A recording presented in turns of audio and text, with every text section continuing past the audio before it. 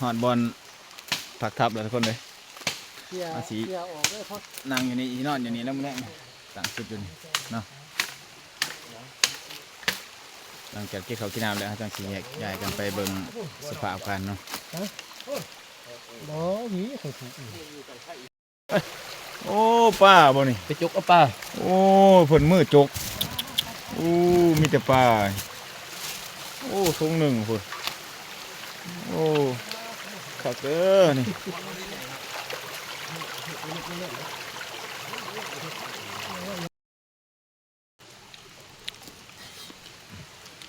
เขากินเขาปีกปลาก่อนยังไงเนี่ยกังตัวหนึ่งหัวบางใหญ่ลงมาบ่ถือกูซะ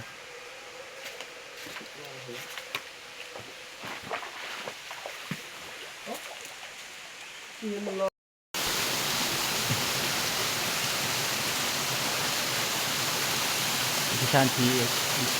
หนึ่งเจอคนเจอคนงานทุกคนเลยโชคทุกคน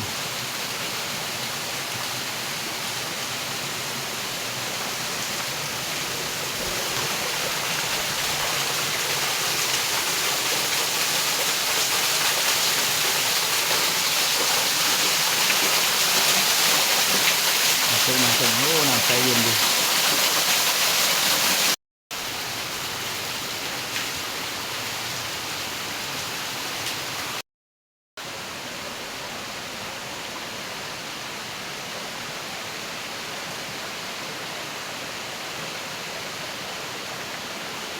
สูงเกือบเลยครับ2-3 ร้อยเมตรมาตายครับ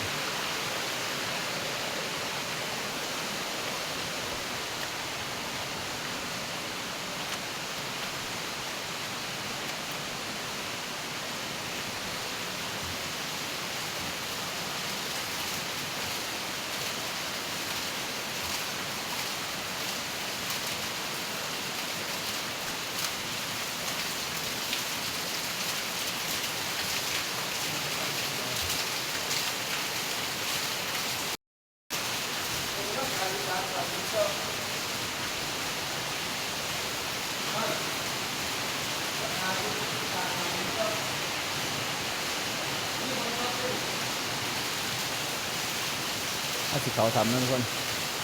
มีทางล้างให้จริงๆทำอย่างนี้เนาะเขาไปดมเป็นมาเลยใส่โคมเลยทุกคน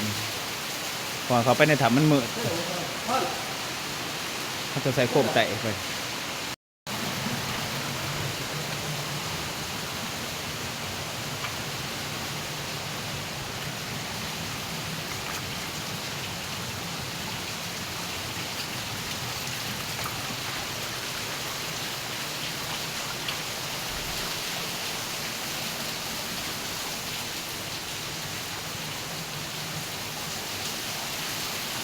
ยิ่งแต่กินขี้เจียวใช่ไหม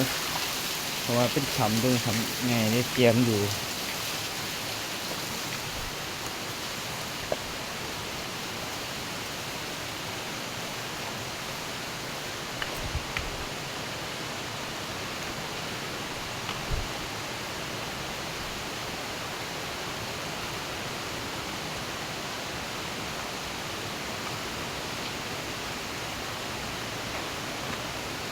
มาเจียฮะเจียขึ้นเจียนอยู่